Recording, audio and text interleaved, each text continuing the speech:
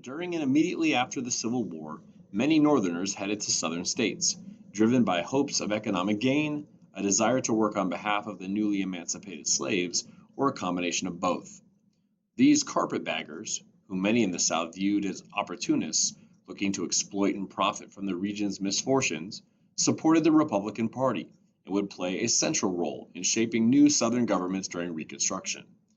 In addition to carpetbaggers and freed African Americans, most Republican support in the South came from white Southerners, who for various reasons saw more of an advantage in backing the policies of Reconstruction than in opposing them. Critics referred to them as scalawags. The cartoon on the right is half of a political cartoon depicting the South. In this image, the solid South struggles under strong rule of the federal government, led by the radical Republicans. The government is led by Ulysses S. Grant, who is riding with bayonets in the bag. In the background, you see a destroyed and occupied South. Sharecropping is a type of farming in which families rent small plots of land from a landowner in return for a portion of their crop, to be given to the landowner at the end of each year. In the rural South, it was typically practiced by former slaves. With the Southern economy in disarray after the abolition of slavery and the devastation of the Civil War, conflict arose during the Reconstruction era between many white landowners attempting to reestablish a labor force and freed blacks seeking economic independence and autonomy. The sharecropping system also locked much of the South into a reliance on cotton, just at the time when the price for cotton was plunging. In addition, while sharecropping gave African Americans autonomy in their daily work and social lives and freed them from the gang labor system that had dominated during the slavery era, it often resulted in sharecroppers owing more to the landowner for the use of tools and other supplies than they were able to pay. Some blacks managed to acquire enough money to move from sharecropping to renting or owning land by the end of the 1860s, but many more went into debt or were forced by poverty with the threat of violence to sign unfair and exploitive sharecropping or labor contracts that left them little hope of improving their situation. This diagram illustrates the cycle of poverty created by sharecropping. Step 1. The sharecropper is provided land and seed. In exchange, he promises the landowner half the crop. The problem is the sharecropper doesn't have any food or clothing for his family, so he must buy food and clothing on credit from the landowner's store. The sharecropper then plants and harvests the crop. Step 4, the sharecropper gives the landowner a crop to sell. The sharecropper will get half of the earnings minus the cost of his purchases for the year. Step 5, when settling up, the landowner says that the sharecropper owes more than he has earned, putting him once again in debt. To pay the debt, sharecropper must promise the landowner a larger percentage of next year's crop. As you can see, the sharecropper can really never get out of debt. The effects of sharecropping include the following. A cycle of debt and poverty. Sharecroppers could never get out of debt as they owed more and more money every year. Number 2, a lack of educational opportunities. Because there were poor schools in the South, most of your sharecroppers were working in the fields and not going to school. Number 3 is a loss of land. Sharecroppers never really could own any land, therefore they were poor. There was a dependence on cash crops. The South was just as dependent on cotton as it was before the Civil War. Any subsistence farming that was taking place moved to plantation or commercial farming because it was more profitable. And the South, because of its reliance on cotton, was importing most of its food. One of the most important aspects of Reconstruction was the active participation of African Americans, including thousands of former slaves, in the political, economic, and social life of the South. The era was to a great extent defined by their quest for autonomy and equal rights under the law, both as individuals and for the Black community. During Reconstruction, some 2,000 African Americans held public office, from the local level all the way up to the U.S. Senate, though they never achieved representation in government proportionate to their numbers. Blacks made up the most Southern Republican voters, forming a coalition with carpetbaggers and scalawags. A total of 265 African American delegates were elected, more than 100 of whom had been born into slavery. Almost half of the elected Black delegates served in South Carolina and Louisiana, where Blacks had the longest history of political organization. In most other states, African Americans were underrepresented compared to their population.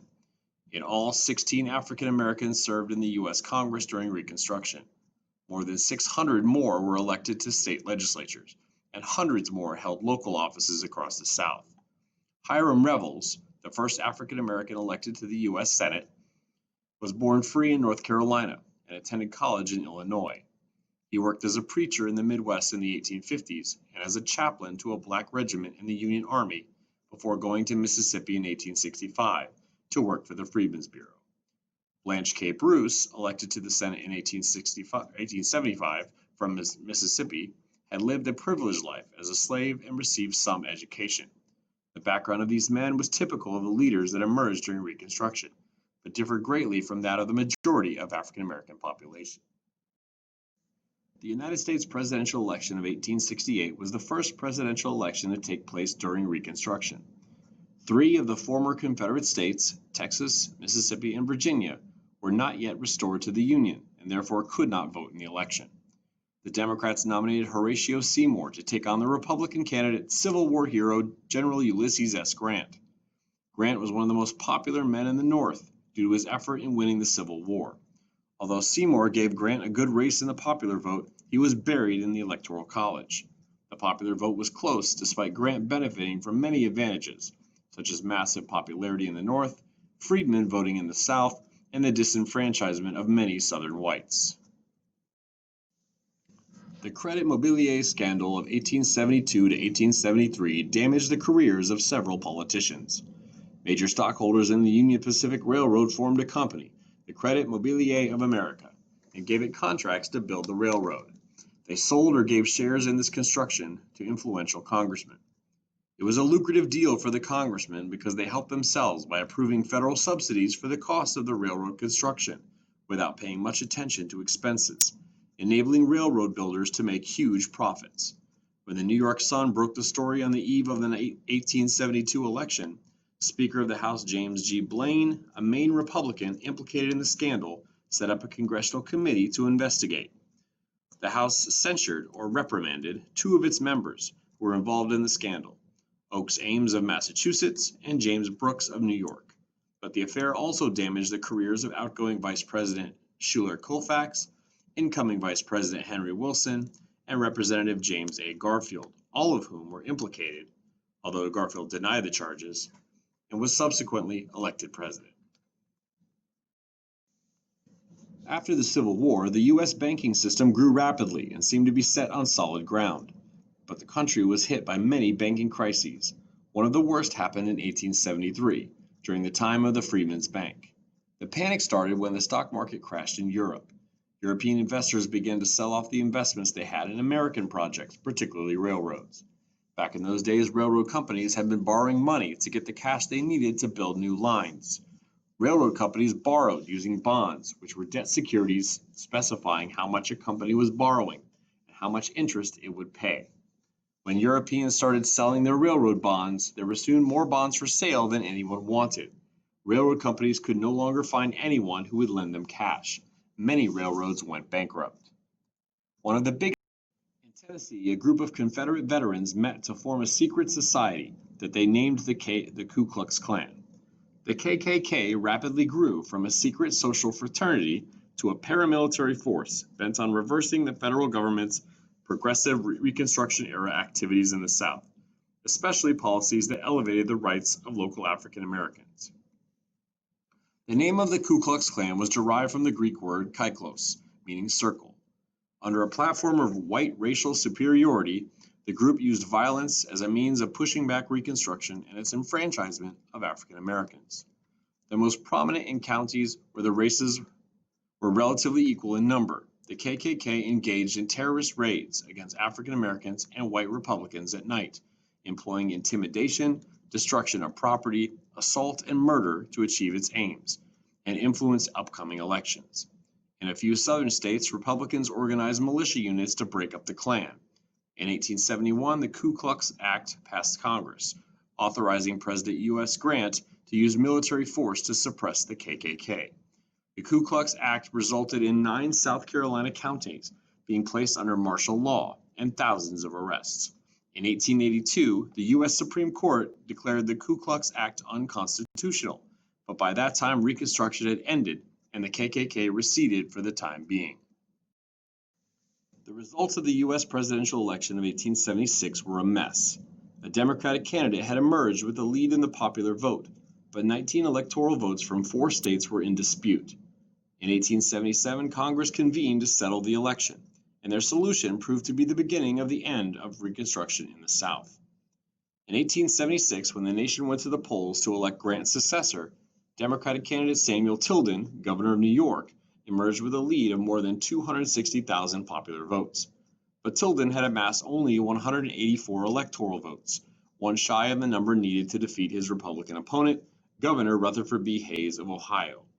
Returns from 3 states, Louisiana, Florida, and South Carolina, were in dispute, with both sides claiming victory. Together, the states represented a total of 19 electoral votes, which along with one disputed elector from Oregon would be enough to swing the election Hayes' way. The U.S. Constitution provided no way of resolving the dispute, and now Congress would have to decide. As Democrats controlled the House of Representatives and Republicans dominated the Senate, the two sides compromised by creating a bipartisan electoral commission with 5 representatives, 5 senators, and 5 Supreme Court justices. Though the commission was supposed to be comprised of 7 Republicans, 7 Democrats, and 1 independent, the independent, Supreme Court Justice David Davis, ended up dropping out when he was offered a Senate seat, and a Republican was named to replace him. In the end, after a series of votes along strict party lines, the commission awarded Hayes all 3 of the contested states in early March 1877, making him the winner by a single electoral vote. In fact, even as the Electoral Commission deliberated, National Party leaders had been meeting in secret to hash out what would become known as the Compromise of 1877. Hayes agreed to cede control of the South to Democratic governments and back away from attempts at federal intervention in the region, as well as place a Southerner in his cabinet. In return, Democrats would not dispute Hayes' election and agreed to respect the civil rights of black citizens. Soon after his inauguration, Hayes made good on his promise, ordering federal troops to withdraw from Louisiana and South Carolina, where they had been protecting Republican claims to the governorships in those states. This action marked the effective end of Reconstruction and began a period of solid Democratic control in the South. For their part, white Southern Democrats did not honor their pledge to uphold the rights of black citizens, but moved quickly to reverse as many of the Reconstruction policies as possible.